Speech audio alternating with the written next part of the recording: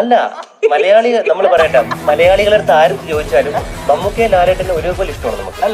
നമ്മുടെ അല്ല, ഞാൻ പറയാം, ഞാൻ പറഞ്ഞുതരാം. ഇവനെ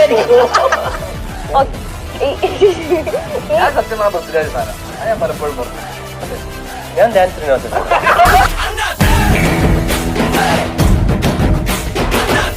പറഞ്ഞല്ലോ ധ്യാൻ ചേട്ടനിലെ ഏറ്റവും ഇഷ്ടപ്പെട്ട ആസ് ആക്ടർ എന്ന നിലയിൽ ധ്യാൻ ചേട്ടനിലെ ഏറ്റവും ഇഷ്ടപ്പെട്ട ക്വാളിറ്റി എന്താ?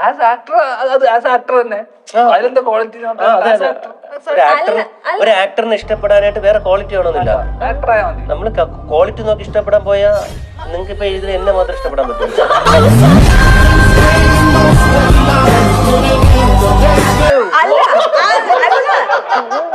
ധ്യാൻ ചേട്ടാ ഇത്രയും ക്വാളിറ്റിയുള്ള കലേഷാണ് കിട്ടിയതാണോ? കല്യാണം കഴിച്ചതാ. ഇത്രയും ക്വാളിറ്റി ഉള്ള ആൾക്ക് ഈ ലോകത്ത് എവിടെ ഒരു പെണ്ണിന് ഇത്രയും നാളായിട്ട് ഇത്രയും ക്വാളിറ്റി ഉള്ള ഒരു പെൺകുട്ടി പേരെന്ന് പറഞ്ഞു പുള്ളിയെ വിളിച്ചിട്ട് പറയും, അപ്പൊ പറഞ്ഞുതരും.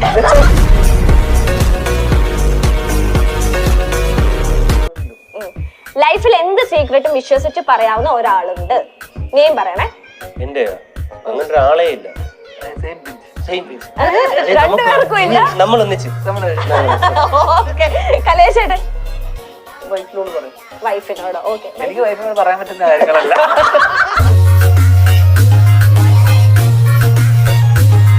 എന്നോട് സാർ ഇതിനകത്ത് ഞങ്ങള് തുടക്കത്തിൽ എന്നോട് ഒന്ന് മെലിയണം എന്ന് പറഞ്ഞിരുന്നു. പറഞ്ഞിരുന്നു. പക്ഷെ ആ സമയത്ത് നടന്നില്ല.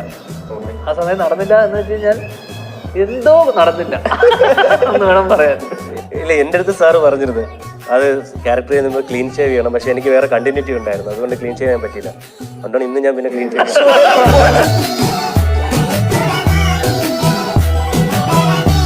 സീക്രട്ടിന് എത്തുമ്പോൾ എന്താണ് പ്രേക്ഷകരോട് പറയാനുള്ളത്? എനിക്ക് പറയാനുള്ളത്, ഞാൻ SN സ്വാമി സാറായിട്ടുള്ള രണ്ടാമത്തെ സിനിമയാണ്. ഇതായിരിക്കും എന്റെ അവസാനം.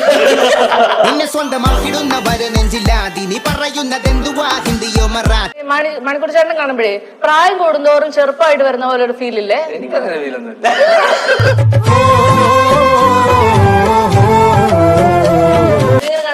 വേറെ എന്തെങ്കിലും പറയാനുണ്ടോ? ഇല്ല, ആക്ച്വലി അല്ല, അല്ല ഇത് സ്വന്തം തന്നെ. ഇത് ബ്രാൻഡ് എല്ലാം തോന്നും, പക്ഷെ ഇത് പുതിയ ബ്രാൻഡാണ്.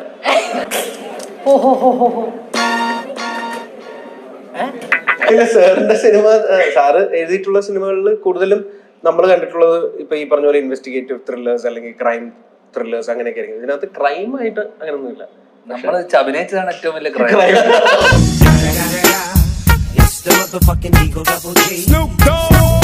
ഇല്ലാതെ നമുക്ക് ജോലി ചെയ്യാൻ പറ്റും. പക്ഷെ ധ്യാൻ ചേട്ടൻ തന്നെ പറഞ്ഞിട്ടുണ്ട്, എന്റെ കരിയറിന്റെ അവസാനത്തിലായിരിക്കും ഞാൻ എന്റെ ഏറ്റവും ബെസ്റ്റ് സിനിമ ചെയ്യുക. അതെന്തുകൊണ്ടാണ് അങ്ങനെ പറഞ്ഞത്?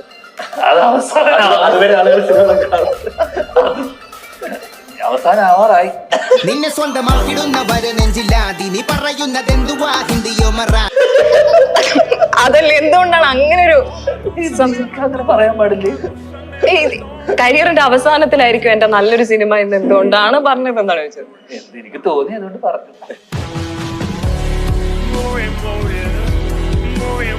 പോസ്റ്റ് പ്രൊഡക്ഷൻ ഓൾമോസ്റ്റ് തീരാറായി. പിന്നെ ലീഡ് റോൾ ചെയ്യുന്ന ഒരു ചെറിയൊരു പടം, അതിപ്പം അതിന്റെ ഷൂട്ട് കഴിഞ്ഞു. അതിന്റെ പോസ്റ്റ് പ്രൊഡക്ഷൻ നടക്കുന്നു. അതൊരു നവാഗത സംവിധായകനാണ്. പിന്നെ ഒരു ഹിന്ദി വെബ് സീരീസ് ചെയ്തു. എന്ത് കൈൻഡ് ഓഫ് ഫാനോ? Hindi web series. അത് ഹിന്ദിയാണ്. ഹിന്ദി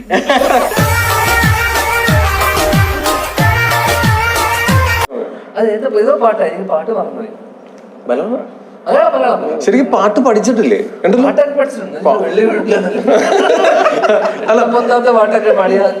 എപ്പോഴും ഇഷ്ടപ്പെട്ട അല്ലെങ്കിൽ എപ്പോഴും നമ്മൾ വെറുതെ ഇരിക്കുമ്പോഴൊക്കെ വെറുതെ ഒരു പാട്ടൊക്കെ പാടി നോക്കുന്നുണ്ടെങ്കിൽ അത് ഏത് പാട്ടായിരിക്കും? ഞാൻ അങ്ങനെ പാടി നോക്കാറില്ല. നമ്മള് റിലീസിന് ഒരുങ്ങാണ് സീക്രട്ട്. ഇപ്പൊ നമ്മളെല്ലാവരും ഭയങ്കര പ്രതീക്ഷയിലിരിക്കുകയാണ്. കാരണം എന്ന് വെച്ച് കഴിഞ്ഞാൽ നമുക്ക് അതിന്റെ റൈറ്ററുടെ സ്വാമി സാറിന്റെ ഇത് തന്നെയാണ് നമ്മളെല്ലാവരും. കാരണം ഒരുപാട് പലതരത്തിലുള്ള ത്രില്ലർ മൂവീസും പലതരത്തിലുള്ള സ്റ്റോറീസും ഒക്കെ തന്നിട്ടുള്ളതാണ്. അപ്പൊ നമ്മൾ ഓഡിയൻസ് എല്ലാവരും ഇങ്ങനെ വെയിറ്റ് ചെയ്തിരിക്കുകയാണ് തിയേറ്ററിലേക്ക്. അപ്പൊ ഇത് എല്ലാ ടൈപ്പ് ഓഡിയൻസിനും കണക്ട് ആവുന്ന ഒരു സിനിമയാണ്. നമുക്ക് യൂത്തിനാണെങ്കിലോ ഫാമിലിക്കാണെങ്കിലോ എല്ലാവരും അത് കണ്ടറിയണം.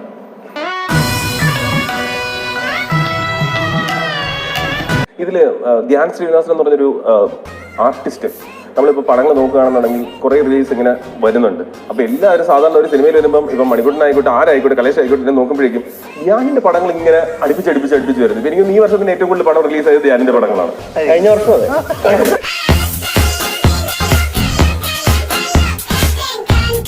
കേന്ദ്രങ്ങളിൽ പ്രാർത്ഥനയ്ക്ക് 2 ദിവസത്തേക്ക് പ്രാർത്ഥനയ്ക്ക് പോകും.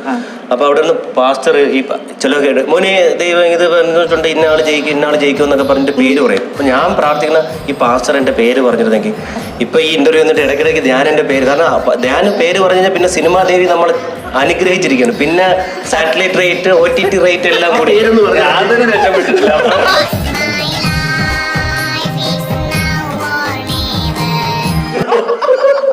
ഇങ്ങനെ ഉടൻ സിനിമയുടെ പോസ്റ്റർ എടുത്ത് നോക്കിയാൽ ഇതേ ഭാവ സംശയം നോക്കിക്കോ. ഉടലിൽ ഞാൻ ആ സിനിമ ഫുള്ള് കണ്ടു. ഈ ഭാവം ഞാൻ അവരെ കണ്ടിട്ടില്ല. ഒരു ഭാഗം മാത്രം കണ്ടിട്ടുണ്ടോ?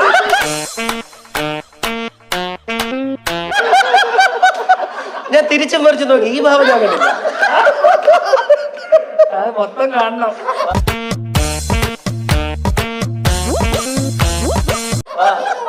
സിനിമ 1/2 മണിക്കൂറല്ലേ? 2 മണിക്കൂറുണ്ടോ? ഓക്കെ, മണിക്കുട്ടൻ ചേട്ടനിലേക്ക് വരുമ്പോഴേക്കും ഇപ്പൊ റീസെന്റ് ആയിട്ട് വരുന്ന എല്ലാ ഇന്റർവ്യൂസിലും ഭയങ്കര സ്റ്റൈലിഷ് ലുക്കിലേക്കാണ് വരുന്നത്. എന്താണ് ആ ലുക്കിനെ? അല്ല, ഈ സിനിമയിൽ ഞാൻ പറഞ്ഞില്ല എനിക്ക് സ്ക്രീൻ സ്പേസ് കുറവാണ്. അപ്പൊ ഒരു ഇന്റർവ്യൂ സ്പേസ് ഉണ്ടാക്കിയെടുക്കാനായിട്ടുള്ള ഒരു അമരൻ ശ്രമമാണ് ഞാൻ ഇന്റർവ്യൂ സ്റ്റാർ ആവാനുള്ള. അല്ല, ഞാൻ കഴിഞ്ഞൊരു ഇന്റർവ്യൂവിൽ ബേസിൽ കണ്ണാടി വെച്ച് ചിരിച്ചുകൊണ്ടിരിക്കുന്നുണ്ട്. അതിനുശേഷം എന്റെ മാർക്കറ്റ് വാല്യൂ കൂടി. അപ്പൊ ഞാൻ കണ്ണാടി ഞാൻ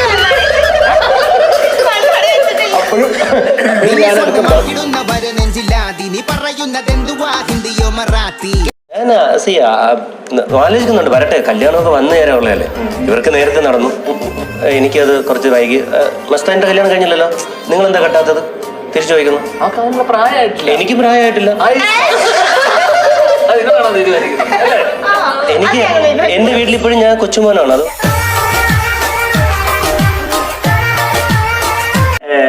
അർദ്ധന ഈ ആളുകളുടെ കൂടെ ഒരു ഈസിനെസ് ഉണ്ടാവും ചില സമയത്ത് നമുക്ക് അഭിനയിക്കുമ്പോൾ. അത് നമുക്ക് കുറച്ച് എളുപ്പം ഉണ്ടാക്കും ഈ പ്രോസസ്സിന്. കാരണം ഇത് കുറച്ച് ഓർമ്മശക്തിയും അതുപോലെ ഒരേ കാര്യം തന്നെ മെക്കാനിക്കൽ ആവാതെ ചെയ്യുകയൊക്കെ ചെയ്യേണ്ട കാര്യമാണല്ലോ അഭിനയം എന്ന് പറയുന്നത്. കാരണം നിങ്ങൾക്ക് ഒരേ ഷോട്ടുകൾ തന്നെ അഭിനയിക്കണം, ഒരേ ഇമോഷൻ തന്നെ ഉപയോഗിക്കണം. അപ്പം ധ്യാൻ ചേട്ടനൊക്കെ പോലെ കാര്യങ്ങളൊന്നും അത്രയും ഗുരുതരം